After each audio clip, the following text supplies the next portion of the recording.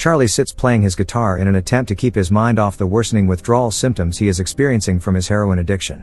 Locke decides to aid him and suggests that the two of them go for a walk. The fresh air will do him good. On the beach, Jack is talking to Kate about the caves. He wants Kate to join him, but she refuses to give up on rescue. While she believes they will be saved sometime soon, Jack does not share her faith. Sawyer arrives and, as Jack is vacating, tells him that he wants his tent. He waves farewell as Jack heads back to the caves. Charlie is strolling in the jungle when he hears strange sounds. He begins to run as a boar chases him. He manages to get to high ground, but to his astonishment, the boar gets caught in a trap. Locke thanks Charlie for playing the bait, but Charlie simply states that he wants his drugs back. He regrets handing over his stash to John, and in response, John says that he can ask for it 3 times, and he'll return it to him on the 3rd. With Charlie's first request already up, Locke warns Charlie to separate himself from instinct and temptation. Welcome to Review Recapped. Appreciate our efforts by subscribing and turning on the notifications, please. It means us a lot. Enjoy. Meanwhile, Sayid has hatched an impressive plan to find the source of the French signal. With 3 antennas positioned at different locations, he can triangulate the source of the signal in the hopes of communicating with whoever might be there. Kate will position 1 in the jungle, Boone will keep 1 at the beach, and Sayid will take the 3rd to high ground inland. Unfortunately, the antenna power cells are so dry that they could cut out at any moment. Thus, they must all activate their antennas at the same moment. To do this, Sayid gives them each a bottle rocket, which he says he found on the plane, thanks to fireworks smugglers. When all 3 rockets are up, they must activate their power cells. Another problem is that Sayid needs more power, from some sort of electronic equipment. Kate goes to see Sawyer, who has been hoarding numerous items since the crash. He gives her the power cells to a laptop. At the caves, Charlie offers to make himself useful by carrying Jack's luggage. The case falls open, however, revealing medicine, and Jack sees Charlie inspecting a bottle of diazepam, Valium. Charlie claims he is looking for aspirin and Jack says that he is looking a little ill. Elsewhere in the caves, Jin tells Sun to cover herself up more. However, Sun says it's too hot and refuses to cover all her bare skin. When Hurley tells Charlie that Jack wants him to move his things as they're in the way, Charlie stomps into the cave and tells Jack to stop treating him like a kid. His shouting, however, causes a cave-in, and the other survivors look on in shock as plumes of dust rise around them. Charlie makes it out of the smoke, and when asked where Jack is, he simply points back at the covered cave entrance. Hurley orders Charlie to go down to the beach for help and to get Kate at once. He does so, enlisting help from Michael, Steve, Scott, and Boone. Boone was involved in Sayid's plan, however, so he reluctantly asks Shannon to take his place in firing the bottle rocket at 5 p.m. Charlie shouts for Kate, and Sawyer says he will go after her. Out in the jungle, Kate and Sayid discuss the plane crash. If the tail section broke off in mid-air, and the middle section cartwheeled through the jungle, there is no way that they should have survived. Kate says things just happen in life, and that Sayid should just accept some things without explanation. Sawyer catches up to them and is about to tell Kate what happened to Jack, but Kate acts curtly towards Sawyer when he joins the group. This causes Sawyer to lie to them, saying that he just came to help out. Meanwhile, Michael takes over at the caves due to his experience in construction work. He issues the instructions, impressing Walt. Elsewhere, Charlie finds Locke in the jungle, skinning the boar he caught, and tells him about Jack. However, Locke realizes the real reason he is there, and Charlie asks for the drugs a second time. In response, John shows Charlie a moth cocoon. He points out that he could release the moth with his knife, but it would die from being too weak. The struggle is what strengthens, Locke explains, comparing the creature's plight to Charlie's situation. Sawyer, Kate, and Sayid arrive at Kate's triangulation position. Sayid warns Kate about Sawyer before heading out to his position. At the caves, the team manages to make a hole and hear Jack's voice. He is trapped under the rubble and someone needs to crawl through to help him. Charlie volunteers, saying that he can do this. Back at Kate's position, Sawyer asks why she is attracted to Jack. He comments, perhaps accidentally, about what might have happened if he had survived a few more weeks, causing Kate to immediately demand to know what he means. Sawyer admits the truth about Jack in the cave-in, and Kate throws him her bottle rocket before running into the jungle. At the caves, Charlie enters the hole and reaches Jack. A small cave-in occurs behind him, however, leaving both men trapped inside. Following Jack's directions, Charlie fixes the doctor's dislocated shoulder. Kate arrives on the outside and joins the workforce. Not knowing if either man is alive, they start again trying to dig them out. Inside, Jack reveals that he knows Charlie is suffering from withdrawal symptoms, but Charlie notices something else, a moth. He follows it through the dirt and finds the light. Fighting through the rocks, Charlie manages to break through just outside the main caves. Meanwhile, Kate refuses to swap shifts, working herself to exhaustion despite Michael's claims that she is going to kill herself. Charlie and Jack show up behind the others, much to their surprise, and a relieved Kate hugs the doctor. The group congratulates Charlie for saving Jack. At 5 o'clock, Sayid initiates his plan by setting off his rocket. Both Shannon, almost not seeing it, and Sawyer set off their rockets as well, and Sayid turns on the transceiver. He receives a strong signal, but before he can interpret it, someone knocks him unconscious. Charlie begins to shake at the caves from withdrawal, and Jack lies to Hurley, saying that Charlie is suffering from the flu. Charlie goes for a walk, and Kate takes his place, giving Jack a handmade sling for his arm. She jokes about the safe caves Jack told her about, but he assures her that Michael has checked the rest of the area for its integrity. Kate confirms that she is still heading back to the beach, where she hopes to find out whether Sayid's plan was successful. Charlie finds Locke and asks for the drugs a third and final time. John gives him a sad, betrayed look and gives them to him, asking if he's sure, but after a moment of staring, Charlie throws the whole stash into the fire. Locke smiles, is touched, and says, "I'm proud of you." As Charlie looks up, he cries as he sees a moth fly away into the night. Kate returns from collecting fruit to find Sawyer's clothes and the book Watership down lying on the beach. He notices her and emerges from the water to exchange a few flirtatious words with her. Sawyer returns to his belongings and finds Boone rifling through them. Back at the beach, as Jack attends to a wound on the back of Sayid's head, an injured Sayid explains that after he fired his flare in response to seeing Sawyer's signal, he was hit from behind by an unknown assailant, intent on stopping him from triangulating the distress signal. Boone and Shannon return to the caves to find Jack. Boone has been beaten up by Sawyer. He is adamant that Sawyer has been stealing from the wreckage and has stolen Shannon's inhaler, among other items. Due to embarrassment, Shannon had not told anyone about her asthma. Jack unsuccessfully demands the inhalers from Sawyer. After talking to Kate about it on the beach, he states he wants to kill Sawyer, which provokes Kate to ask why haven't you? Jack simply replies, "We're not savages, Kate." "Not yet." Kate asks the apparent thief what he wants in return for the inhalers, to which he replies, "A kiss ought to do it."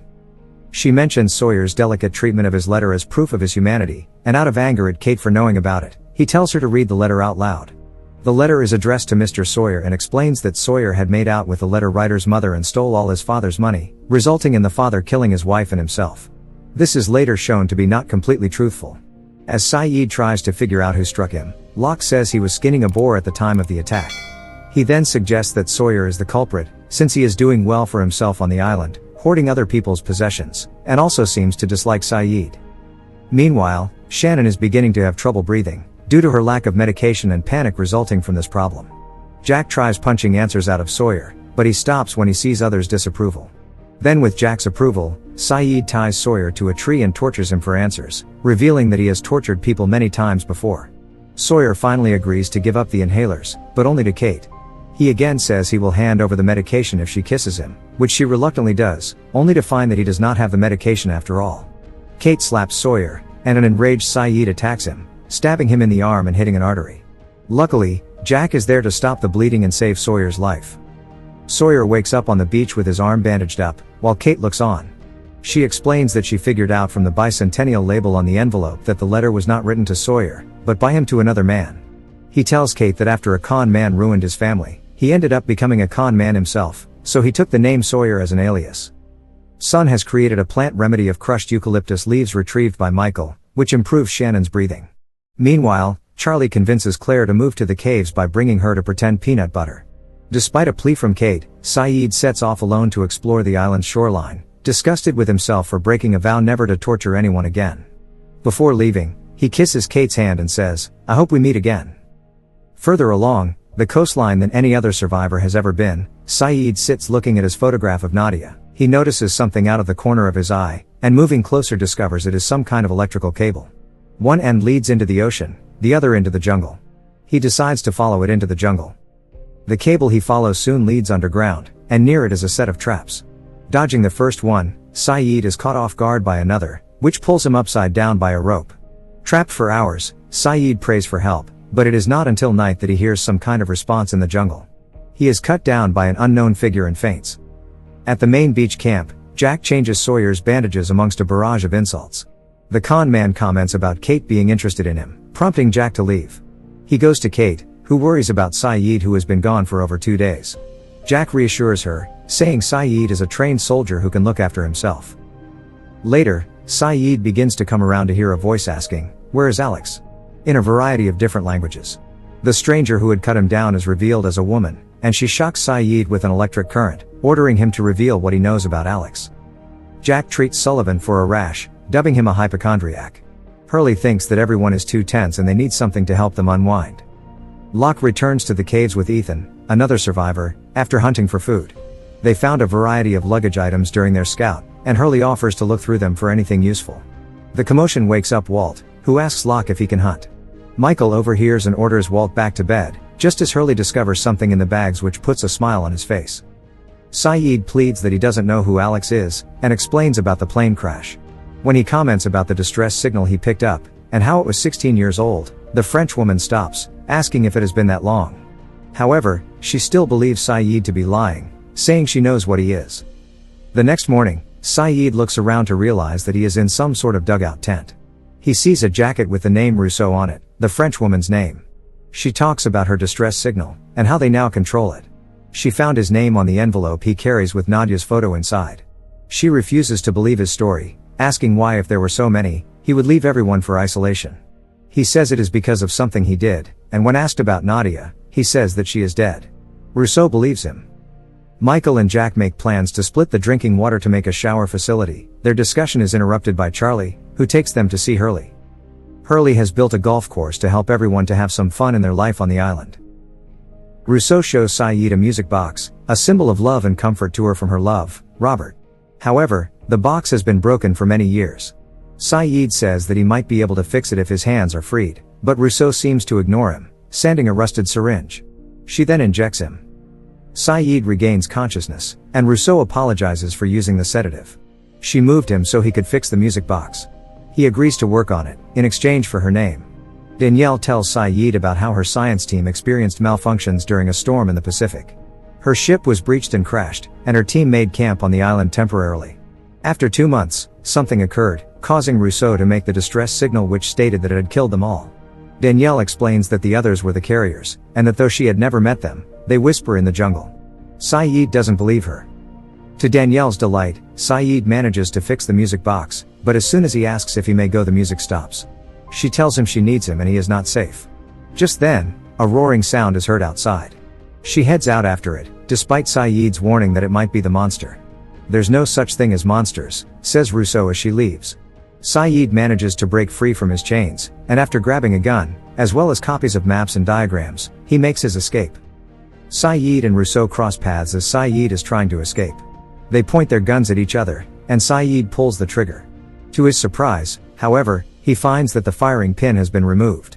Danielle says that Robert never noticed it either before she shot and killed him.